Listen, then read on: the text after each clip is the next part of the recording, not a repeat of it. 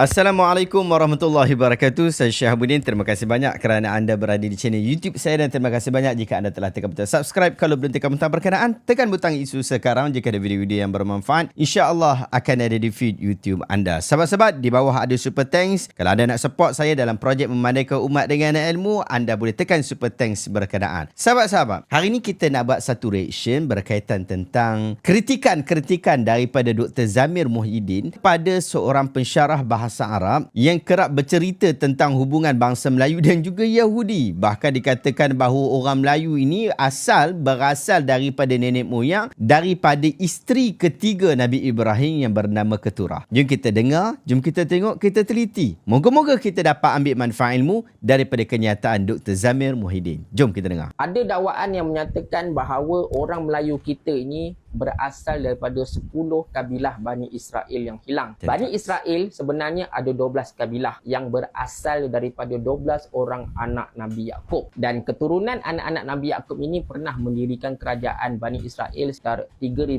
tahun yang lalu. Kerajaan utara didirikan oleh 10 kabilah Bani Israel dan kerajaan selatan didirikan 2 kabilah. Sekitar 2,700 tahun yang lalu, kerajaan utara diserang oleh Empire Assyria. Peristiwa ini menyebabkan kerajaan utara dihancurkan dan 10 kabilah Bani Israel hidup dalam buangan. Daripada sinilah timbulnya istilah 10 Lost Tribe Israel. 2 kabilah lagi iaitu kabilah Judah dan Bunyamin adalah nenek moyang kepada orang Yahudi pada zaman ini. Perkataan Yahudi itu sendiri berasal daripada Judah. Baik. Betul ke orang Melayu kita ni berasal daripada 10 Bani Israel yang hilang itu? Betul ke orang Melayu kita ni ada darah Bani Israel? Kalau kita tengok kajian DNA, orang Melayu kita ni, DNA dia terdiri daripada Austronesian, Proto-Melayu, Asia Timur dan Asia Selatan. Asia Timur merujuk kepada China, Taiwan, Jepun dan sebagainya. Asia Selatan pula merujuk kepada India dan Pakistan.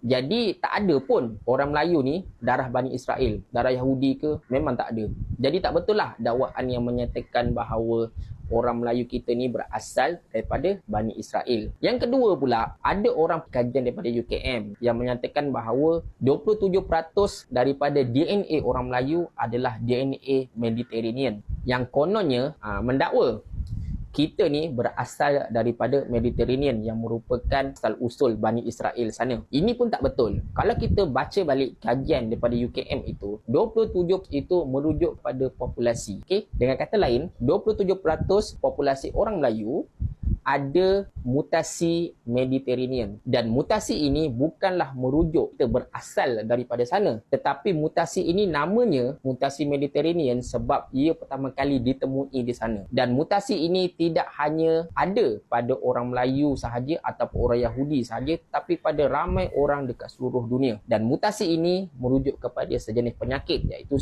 mutasi 6GPD yang mana jika kita ada mutasi ini, kita akan mudah mengalami anemia sebab darah kita tidak dapat berfungsi dengan cekap. Jadi itulah dia. Jadi itu kenyataan daripada Dr. Zamir Muhyiddin berkaitan tentang isu ni. Saya nak sebut banyak boleh. Bahkan kita telah buat kritikan kepada pensyarah berkenaan terhadap isu bagaimana dia tidak berdisiplin di dalam mengambil data dan juga data. Bahkan dapatan-dapatan yang diperoleh juga lebih kepada hearsay dan lebih kepada salah faham di dalam memahami apa yang disampaikan. Bahkan pembuktian-pembuktian yang cuba ditampilkan oleh profesor berkenaan sangat-sangat lemah, sangat boleh dipertikaikan. Dan bukan sekadar itu, Dr. Zamir memberikan kritikan lagi di dalam Facebook beliau. Jom kita baca kenyataan daripada Dr. Zamir Muhyiddin. Kata Dr. Zamir, saya baru baca kertas kajian seorang prof bahasa Arab yang dakwa Melayu berasal usul dari Keturah. Kertas kajian ini agak baru juga, tahun lepas punya. Dakwaan klaim dia ada masalah. Mari kita hurai satu. Tajuk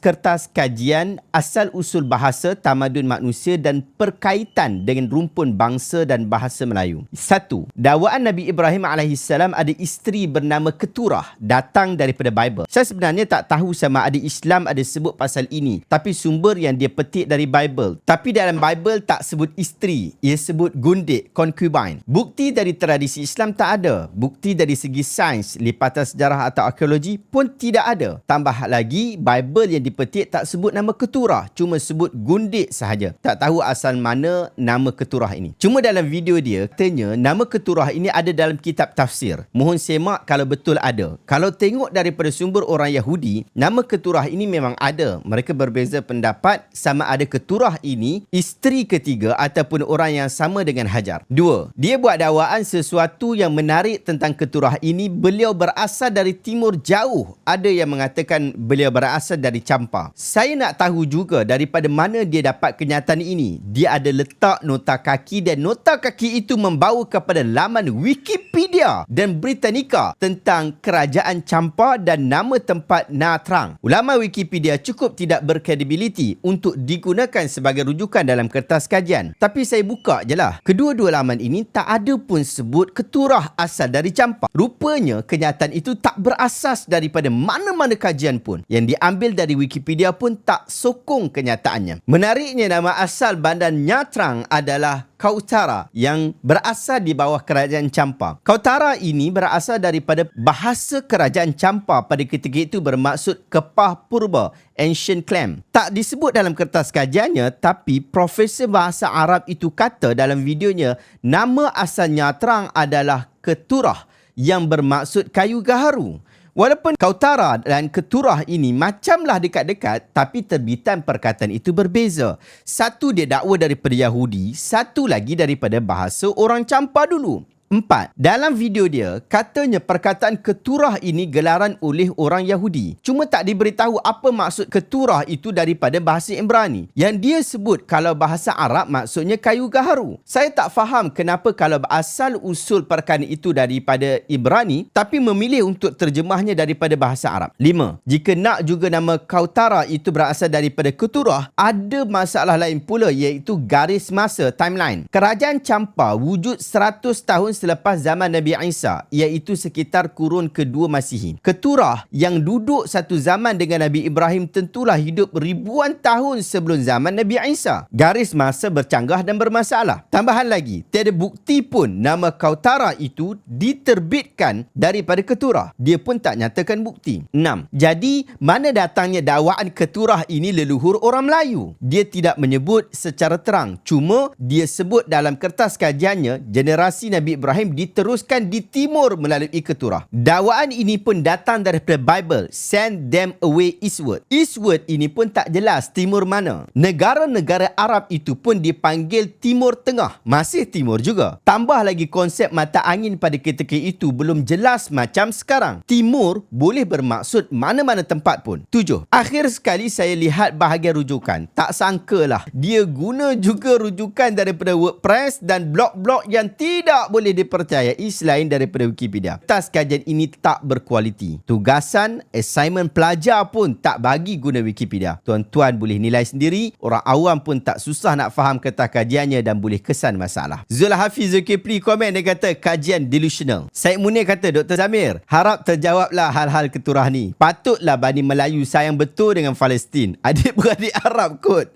dan adik-beradik Yahudi juga kan. Dan dia bagi satu caption gambar daripada seorang macam Rabai macam tu, Ben Abrahamson. Question. In Torah, it is said that Abraham, peace be upon him, has the third wife named Keturah. But this lady is not mentioned in the Quran. Why do you think this is so? Answer. In rabbinic tradition, the name Keturah means crown and was another name for Hagar, the mother of the Prophet Ismail, peace be upon him, with whom the Prophet Abraham, peace be upon him, spent the rest of his life till Sarah passed away. That's mean, maksudnya, Keturah itu dalam bahasa Ibrani memang ada maksud, iaitu crown, iaitu bahasa yang telah dikenali oleh orang Yahudi. Dan ia adalah orang yang sama dengan Hajar. Dia adalah Hajar. Ustaz Mat Saifuddin pun komen juga di dalam post Dr. Zamir ni. Dia kata, jika saya semak guna ilmu hadis, balik awal rasanya tak lepas.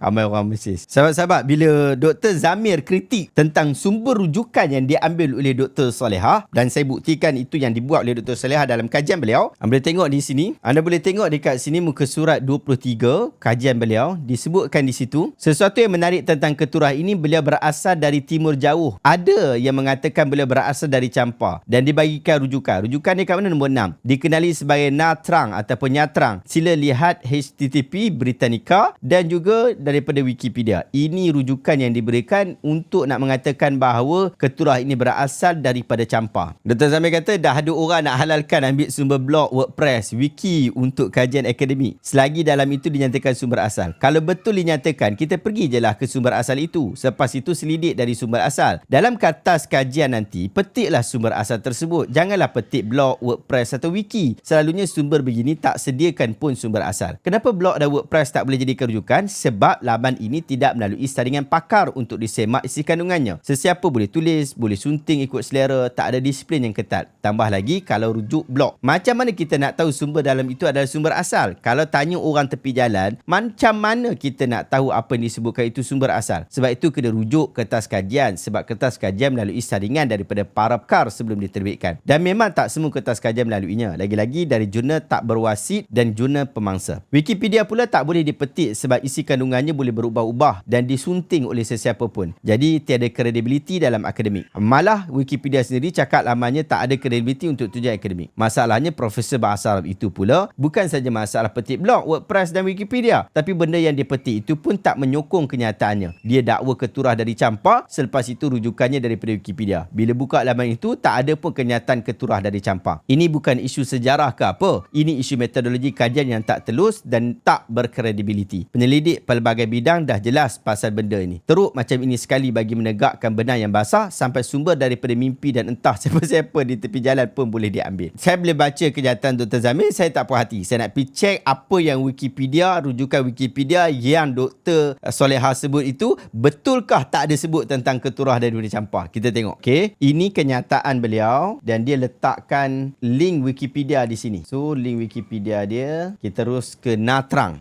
Wikipedia dia terus pergi ke sini. Saya search keturah. Dekat dalam artikel ni, kuat ada keturah. Tak ada sebut. Kosong. Memang tak ada. Kautara. Kautara. Mana Kautara? Dia ada sebut ni kan? Yang ni dia sebut. Tentang Kautara. Kautara also translate as an ancient clan. Is a constituted empire leading kingdom and its ruling area in located in the area from. Tapi tak sebut tentang keturah pun dekat sini. Dia sebut tentang Kautara je. Oh, memang tak ada. Saya dah check dah, memang tak ada. Boleh jadi disebabkan nama dia lebih kurang, Kautara dan Keturah boleh sama lebih kurang, kita samakan je lah. Lebih kurang macam tu lah. Wallahu ta'ala. Sebab itulah isu yang saya rasa sangat penting untuk kita fahami pada hari ini. Sebab selagi mana pensyarah-pensyarah kita, orang-orang akademik kita tidak kekal di dalam disiplin akademik, iaitu memastikan rujukan-rujukan itu adalah rujukan yang valid, yang boleh dipercayai, maka kita akan berada dalam masalah yang cukup besar. Oleh sebab itu, sahabat-sahabat, para ahli akademik, saya tahu ramai daripada kalangan penonton-penonton kita adalah golongan ahli akademik. Pastikan anda menggunakan kaedah-kaedah akademik di dalam perbahasan. Apatah lagi dengan gelaran anda profesor, dengan gelaran anda doktor, anda ada PhD. Kami mempercayai anda kerana anda ada kredibiliti merujuk rujukan yang utama terhadap hal itu. Tetapi kalau seorang pensyarah yang hanya sebut sahaja apa yang dia mahu, sebut sahaja apa yang dia fikirkan, satu hipotesis yang hanya dia buat tanpa ada sebarang proven, tanpa ada sebarang bukti yang nyata, ini sudah perlu diperhatikan. Apatah lagi apabila ia melibatkan tentang isu-isu agama, isu-isu yang dikaitkan dengan nabi-nabi kita. Wallahu ta'ala alam, sahabat-sahabat. Oleh itu saya nak ajak sungguh sahabat-sahabat untuk baca buku Asas Ilmu Hadis untuk pelajar sirah. Ini buku ni cukup-cukup bagus. Kalau awak nak kaji tentang sejarah, nak kaji tentang hadis-hadis Nabi SAW, pastikan awak mempelajari disiplin-disiplinnya terlebih dahulu. Dan Alhamdulillah, buku ini secara basic untuk beginner, untuk orang yang baru nak belajar tentang asas-asas agama di dalam mengambil dapatan-dapatan maklumat. Anda dapatkan buku Asas Ilmu Hadis ini. Saya letakkan link dekat bawah. Kita sangat-sangat pentingkan daripada sudut ketulinan. Oleh sebab itu, Imam Bukhari ajar kita sehingga diterbitkan buku Sahih Al-Bukhari ini. Buku yang lengkap menceritakan tentang kisah Nabi SAW, cerita tentang apa yang Nabi SAW sebut, riwayatkan, sampaikan perkataan-perkataan Nabi itu, dan ini proven, ini telah terbukti, ia benar, bukan sekadar sangkaan-sangkaan, bukan berdasarkan mimpi-mimpi. Jumpa lagi sahabat-sahabat. Assalamualaikum warahmatullahi wabarakatuh.